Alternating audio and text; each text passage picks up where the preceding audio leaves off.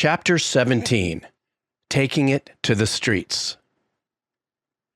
In paintings and statues, the Buddha is usually depicted in calm meditation. But archaeologists conjecture from studying the wear patterns on the floor of one of his abodes that he paced a lot. I'm guessing he practiced a lot of walking meditation. As I've said before, and I will again, the whole point of practice is to be awake during all of your activities, not to hold mindfulness aside for a special time or place. It's a huge step when you're willing to let the discipline of being awake permeate your life. When you first begin to practice, and perhaps even for decades after, you might not recognize how you're dividing your time into now I'm meditating and now I'm off the clock, and can be crazy and sloppy, indulging in the rat race. One technique I've been teaching I call Safeway meditation. We spend a lot of our lives waiting in lines for tickets, groceries, or a latte. And most of us drop into kind of an impatient mental haze with its corresponding slouched posture while we wait our turn. In Safeway meditation, you use the queue as an opportunity to be present.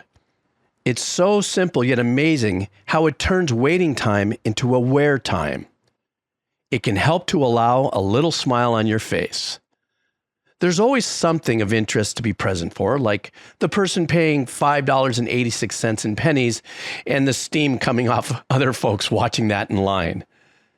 I teach meditation at prisons, and when I suggest waiting in line meditation, it can be transformative for them. They're able to do it while standing in queue at mealtimes.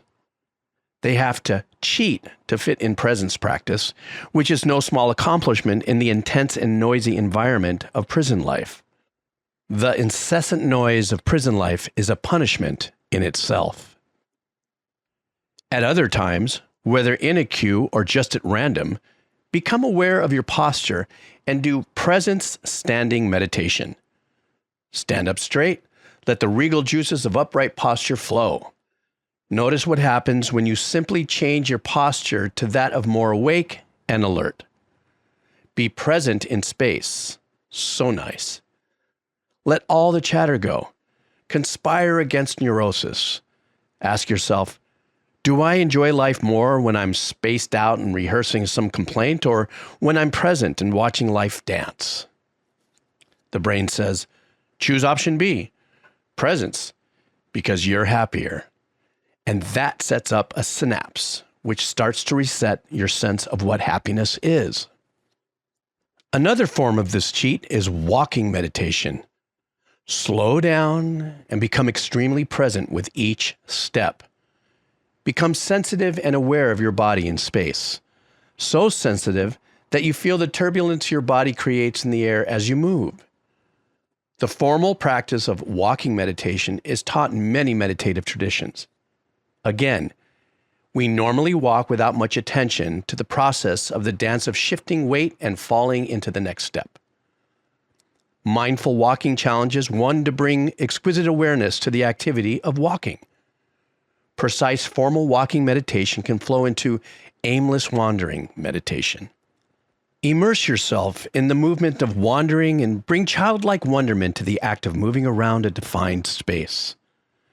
You can do it at the beach, in the park, or in your own backyard. Allow presence to refresh and enliven all of your senses. You're doing it right if you feel like crying, embarrassed that you hadn't noticed the beauty you've been walking by all these years. The Japanese have a similar practice called Shinrin-yoku, forest bathing. You can take a form of this bath every day. My favorite cheat, though, is a goofy, loose-limbed walk I call the Jar Jar Binks walk. Binks is the character in the Star Wars movie who has the most fluid, joyful, kinesthetic walk. I invite you to trying this freeing moment. Because not everyone recognizes the movie reference, I now call it the Goofy Walk. And it not only draws the most attention from bemused beachgoers watching our group, it's the most fun, even if embarrassing to do. Goofiness is good for the brain.